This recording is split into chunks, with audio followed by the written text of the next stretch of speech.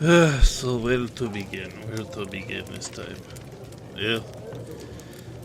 Okay, doctor. Well, we were in cafeteria. We were going through mail, and then after we'd all gotten our mail, a letter popped out and directed us all to go to the labs. Yes, those labs. Don't look at me like that. We had to go. So, oh yeah, what other mail was there? Oh, well, Lady Kiki sent us a thank you note.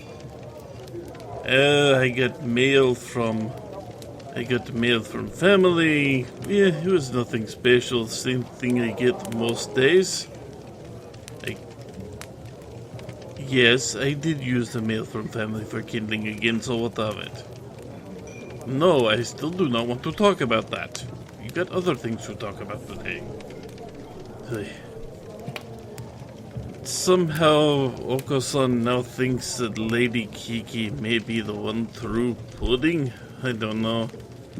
You know I don't like listen to them and don't have to. You know the headaches are there. Anyway.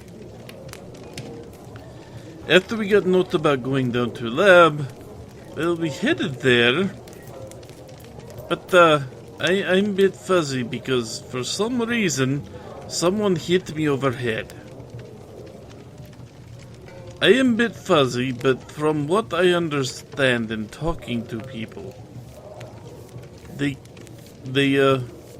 saw another me get thrown out of a broom closet, and the other me decided to walk back to how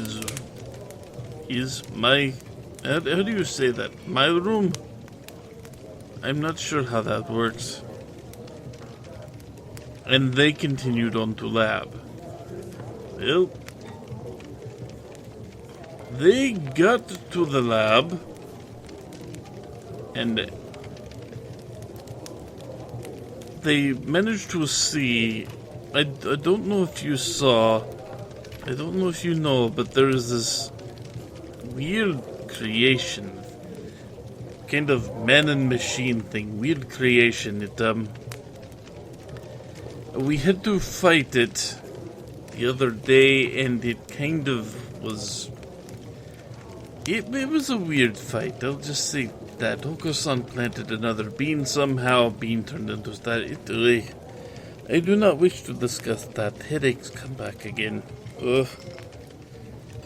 Do we have good headache medicine or headache spell or something? Just thinking about that making my head hurt. Anyway,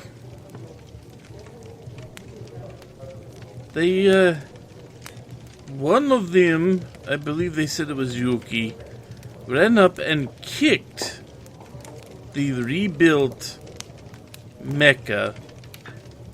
Is that what they called it? A mecha? I'm not sure. Robo Stubby, I believe one of them called it. I don't know. They kicked it and it exploded. Shortly before it exploded, I found myself being launched out of room closet, heard explosion, and ran towards lab. When I got there, I found Oko-san in panic mode, stuttering and trying to hide in something. Oko-san does not wear much clothes though, so having very bad luck. I saw Rimnes staring into a mirror and doing Oko-san's dance of greeting. And I saw Magpie and Yuki pointing and staring at each other.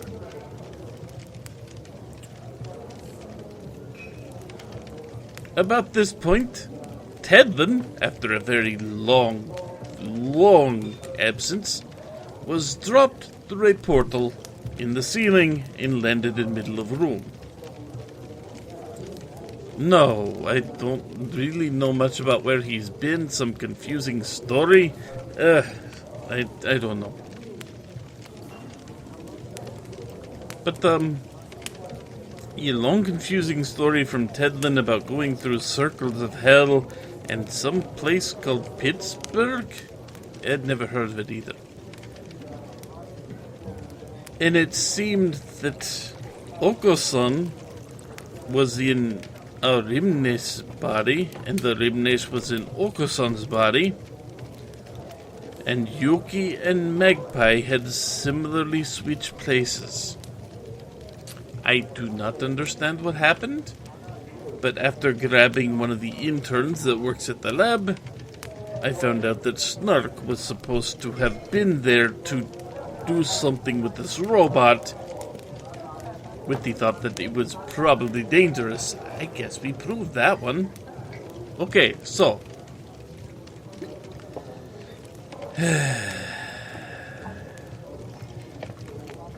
A couple of us ran off to go see... Actually, I think the whole group was there for this. We all ran off to go see Snark. We ran into him in the cafeteria, where Arimnes, being in Okosan's body, tackled Snark to the ground and made some pretty funny demands of what they were going to do to Snark if he did not fix this immediately. I probably went a bit overboard with the threats myself, but I was visibly frustrated. I think I was justified. Meanwhile, Okosan decided to pull out his little book and Okosan became Zim the Mighty. No, I don't know who that is. Zim seems to be pretty self-important. Anyway. So for my part, I accompanied Snark back to the lab, and he got to work on repairing the robot so we could figure out exactly what it did that made them switch souls. I heard some other stories from the rest of the group after, that Yuki and Magpie went out dress shopping, something about confessing Magpie's love to Tiny. Yeah, I don't know what all that's about. I did not get many details on that. We had too much other stuff to do. And Okosan ran off to go to the bathroom, as Okosan does. And then El Pudin Diablo took over somehow and came back. So Arimnes' body was wearing Okosan's mask.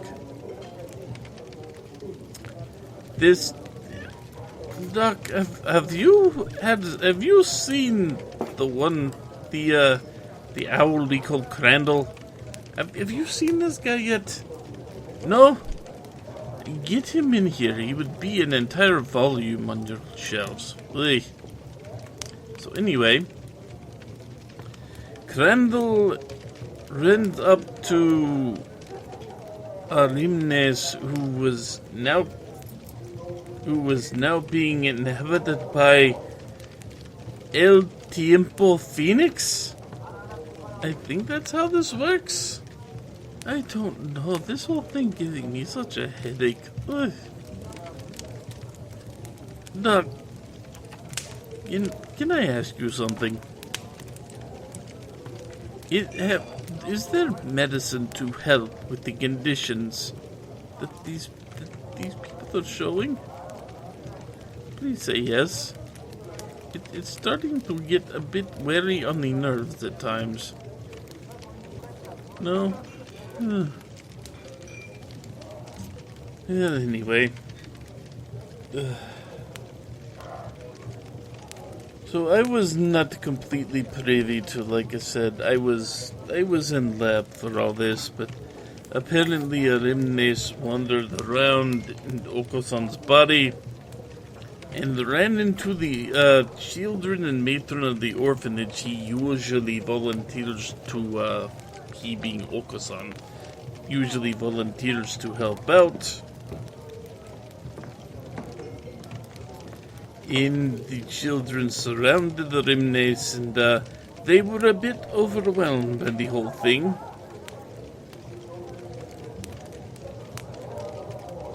And yeah, I do believe that's the majority of whatever happened there. There was some small talk between other people, but I was not. But then again, I did not ask. This whole thing's taking too long to recap as it is. Doc, when do we get some rest and relaxation? I could use a vacation right about now. Yes. Oh yes. The end of it. How could I forget this part? Oh. So Snark finally got the thing repaired. Unfortunately, the only way he could manage to see to fix the problem was to have it explode again, and maybe it would switch souls back. You will have to ask Snark why this would or would not work. I didn't really catch all the details he went into. So Dale got in position, and Magpie and Yuki's body kicked the robot again, with Tedlin and I outside of the room. And once the smoke cleared, everybody seemed to be back in their bodies. But maybe you've heard, Yuki is still in infirmary because he did not regain consciousness. So, yeah. That's where we are. So, Doc, you have any insights for me this time?